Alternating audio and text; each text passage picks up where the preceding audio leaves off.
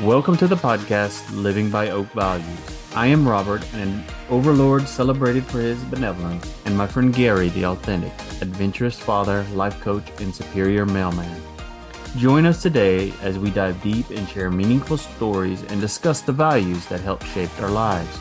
We explore how we use these values to guide us through life, shaping our decisions and our relationships, and raising our kids. We are embracing a journey of personal growth and navigating our own paths. We are committed to living by these values and passing them on to our children. We're thrilled to have you here and can't wait to share our latest episodes.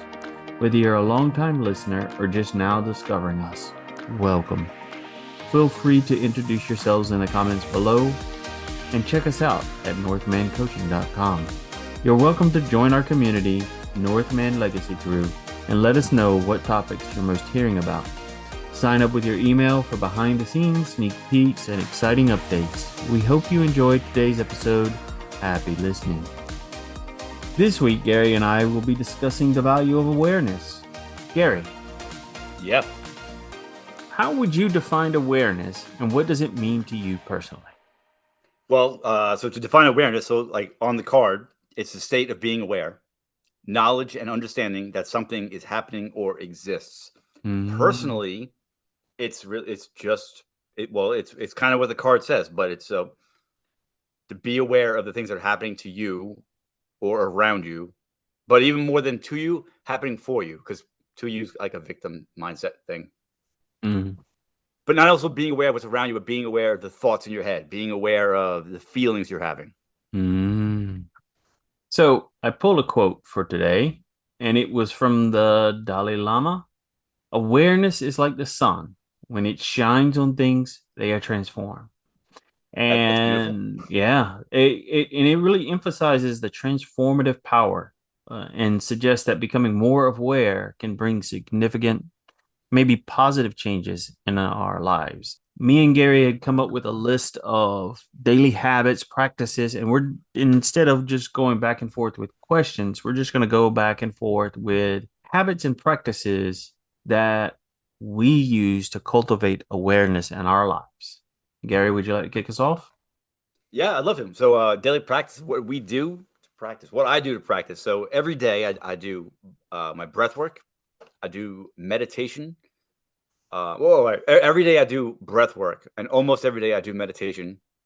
But just all of that is like my time to be with myself, and it helps bring the awareness of how I'm feeling or what's in my head, or even what's going on around me. But to have that quiet time where I'm either doing breath work or meditating, it's that time that I can bring the awareness, make myself more aware of everything in and outside of me.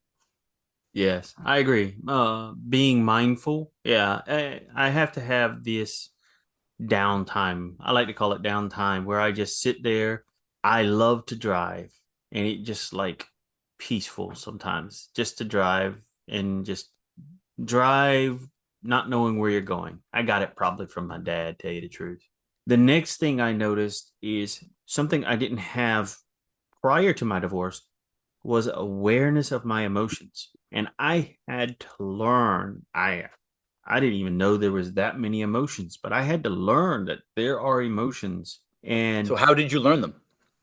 Well, at first, everybody would say, "How do you feel?" And I'm like, okay, doesn't matter. But then there was a few guys that showed me a chart of emotions. And I'm like, holy cow, there's a lot of emotions here. And then slowly, surely, I think Jeff, part of one of his assignments was to look over the emotional chart and you understand the range of emotions and how they can lead to the next emotion. And it's really helped me because I never had that awareness before. It helps me connect better with my daughter because I can help her label her emotions that my parents were never able to help me. It's crazy when you think about, you got divorced at what, 40 years old? Mm-hmm. So for 40 years, you could not put a name on the emotions that you were feeling. Is that not crazy? Like that should be taught almost in school. Yeah. Same thing you just said pretty much with the same man, Jeff Allen, had in one of the classes. He had homework, and he calls it the boardroom, and I use it to this day with my daughter. And it's just talking about your feelings and the emotions that you're feeling. And he says, if you deny an emotion or push it to the side and don't acknowledge it, it will go to the basement, lift weights, and come back bigger and stronger than ever. And now you'll have to deal with something bigger. So it's best to just, whether they're good or bad, to identify and deal with all of your emotions as you feel them. Wow, that's nice. Rob, how do you feel since you discovered these emotions that you can now name and feel? How has that affected your interpersonal relationships? It's helped greatly, actually, because I know how to ask people about their emotions and not be scared of a label for the emotions either. That is something that because I was told as a child, it's like, you cry, I'm going to give you something to cry about. And it's like, well, why are you crying? Well, now I understand that there may be more than I'm just crying because I'm upset. Maybe it's crying because I'm embarrassed or something like that. Maybe there's a whole slew of different emotions of why you're crying. And it helps me emphasize with others. It helps me understand them better, and I can relate with them, not be so judging on their emotions. And maybe they don't know how to label their emotions. And it helps me understand that as well, is that not everybody knows how to label their emotions. I would say most people don't, actually. I mean, I know that I couldn't label them before this work I've done, Mm-hmm. So they don't teach it in school. I think most people cannot label or identify their emotions. It's funny because you talk about crying and something to cry about. I remember before I started doing this work, if I met somebody or went on a date, or if I had a relationship, and if they were crying for something, first thing I would do, don't cry. I would tell them, don't cry. Because, well, number one, I don't like crying, so I didn't want them to have to cry. But it ultimately came down to me not wanting to feel whatever they were feeling. I didn't want to be a part of it. I didn't want to be empathetic to them, or I just didn't want to feel what they were feeling. And after the work, I've done the work now and still do the work to this day. But now if you're crying, I want you to cry. Get it off your chest. Tell me if you want to tell me, what is it you're crying about? Let's talk about this. Let's see if we can't work our way through this, or I can ask you some questions that will help you see things differently. So now I want you to talk to me and tell me why, or tell me what you're feeling. Speaking of working a way through this, another place where I found awareness is at work. I used to be one of those do the best you can and overdo it at work. That was a philosophy my granddad instilled in us. Is like, hey, you do more than what is necessary at your job. But then I found that I need to be more aware, understand myself, that I don't need to push myself. I only need to do the best I can during that day's work and not overdo it or not try to do it for somebody else. I need to be aware that I'm pushing myself to a limit and do the best I can. Don't overdo it just because I want somebody else to think I'm best. For someone else to think what? I'm the best. So that you're now you're stepping back to authenticity. If they're thinking Mhm. something that might not be the truth. Yeah. But sort of like what you had said with your professional life. When I first started my job as a mailman, I did it, and I see the new guys come in today, and they're like, "Oh, this portion of the job takes 2 hours. I will get it done in 1 hour because I'm the best." Mhm. And looking back on it, and people told me not to do it, and I still did it. And I talk to the new people now that do it and tell them, "Don't do that. It's going to hurt you." And nobody seems to get it until later in life. Like now, I see that when I did those 2 hours of work and I knocked it out in an hour, my boss expected me to do that every single day. Mhm. And I didn't realize it. So at first, I thought that I was, being just the best worker possible. Didn't Mhm. realize that they were trying to see what they could, pull over on me. Mm. So, but now I talk to people, be aware of what you're doing at work. Be aware of how fast you're working, or how, and do what you're supposed to, and no more. Yeah. Speaking of do what you're supposed to, I was always a fat kid. You were fat. Mm-hmm. Clean your plate, do this, but you're still a fat kid. I wasn't aware how harmful those words were to me, and I took it personally. And Yeah. so I ate, and I wasn't mindful or aware that I was eating junk food to hide those hurt feelings. I suffered until later on when I realized it was like, wait a second. And then, so as I got to the next level, I became aware that I was doing these bad habits. I wasn't doing habits that were good for my body. That's when you just like go walking every day, go do things every day to do good things for your body. And You started, you said, people called you fat yep. or you were a fat kid.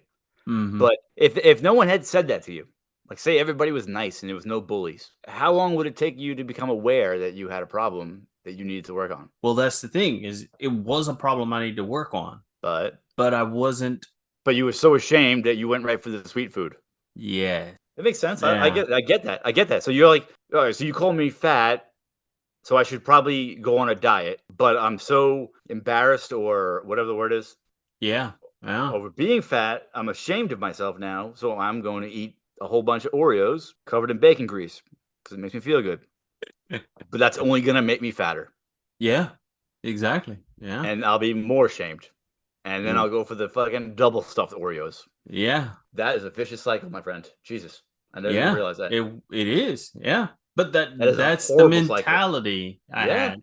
And it took going understanding that my assessment of myself was not what other people said about me. And that's a different type of awareness that most people find much harder to get. It is just like, whoa, wait a second. I am not the fat kid everybody says I am. I may be fat today, but I'm not going to be fat in 2 years Okay. because I'm going to do something about it. If we're talking about, professional life before this, and then, how being aware has affected my mindful eating and my physical activity and stuff. So granted, I'm a skinny kid, but when I started this job, actually when I got divorced, I was heavy. That was the heaviest time of my life. I was probably close to like 180, 190, and I took this job as a mailman. And even at 190, it was difficult to walk as much as I was walking doing the mail, up and down the hills and the stairs, and it was a lot to put on me when it wasn't 190 pounds of muscle. I had some chunk going on with the job I had. I became aware that I needed to be in better shape, not necessarily skinnier, but in better shape. And so I started, to eat healthier. And along with all of the physical activity I do at work, I went to the gym or I go swimming or ride my bicycle, whatever. So now I eat healthy every day for the most part. And I walk just working. I walk about 80, 85 miles a week. Mm. And then I have my regular exercise on top of all that. Yeah. So I'm became aware that I was out of shape and I had to do something. So trying to stay in shape now since my divorce, just not to impress other women or just so that I could look in the mirror and be happy with who I was. Mm. So sorry, side note on all that. So my last girlfriend actually told me that she thought that if I had a little bit of pudge on me, that would be sexy. Back in the day, I would have put a little bit of pudge on to be sexy for her. But my thing is that I do everything now for me. And I would not be happy with that pudge. So therefore, I did not put on that pudge. So when you make a decision like that and you become Mhm. aware that you have to make a decision like that, what is something that goes on in your body that helps you realize, hey, wait, this is a decision that I need to be aware about. I need to think about this differently than I used to in the past. Yeah. So this is gonna sound weird, but maybe weird. I don't know. When I make a change in my life, like whether it's getting in better shape, changing my breathwork routine, or whatever I might change in my life, I stop and I think about like why am I changing? Who is this for? What's the benefit? Because like I said, back in the day, I would have put that little bit of weight on for a girl. Now I'm making a change, so I'm going to stay in shape. Why? What is my why? My why is because that's just what makes me feel good. What am I going to get out of this? I'm going to be able to look in the mirror and be okay with who I am. Who is this going to benefit? So by staying in shape, this is going to benefit me. I can hopefully live a longer life, a healthier life. And my biggest thing, when my daughter is 20, I want to still be able to run around outside, or not run outside, but help her move to college or whatever I need to do with her and not be the old out of shape guy that can't do anything. One of the things you didn't bring up that I kind of did for the longest time, and I do by talking to guys about it, is gratitude journaling. I do that Yeah. like not necessarily as a journal per day, but I definitely go around talking to guys about, oh, I am thankful for this. I am thankful for this. And I express gratitude, grateful for the little changes that I do every day. And that's where I become aware of little changes, micro changes almost in my lifestyle. Like, oh, thank you. I woke up early and did the exercise this morning, kind of deal. Or thank you. I didn't go eat a whole fat ridden Oreo, kind of deal. Yeah. But gratitude, it really seems to help me stay aware. Sure. Gratitude doesn't help me stay aware. It makes me aware. Mm, So, like, just to keep it simple, if I wake up, when I wake up tomorrow, and I am grateful for the sun that is shining, now I'm going to look at the sky and be aware of how beautiful the sky is, how mm, blue it is, the few clouds, the beautiful sun warming me up. 'Cause I am grateful for it, and I am now aware of it. I am grateful for having a friend like you in my life. So by saying I'm grateful for a friend like you in my life, now I can think about the good times we've had together, the conversations we've had together, how you've helped me with so many things, and I've done the same for you. So once I say I'm grateful for it, then I become aware, mm, if that makes sense. Like I'm not really aware of it until I'm grateful. mm. Yeah. To take a step back, you had asked me earlier how I feel when I know it's time to make a decision. And I don't think I told you exactly how I felt. Mm, Because so when I make a decision, like, and I ask myself, who's this for, and how it's going to benefit whoever, me, hopefully. But when it is time that I have officially decided to make this change, or there's like I can feel like the mindset shift happening, and it feels to me like euphoric, mm. almost like I'm high, if you will, lightheadedness, excitement. My heart might be racing a little bit. It's just, yes, this is it. I know what I need to do. I feel it. I feel it in my bones. Like it's time. Mm, So that's yeah. how I feel it.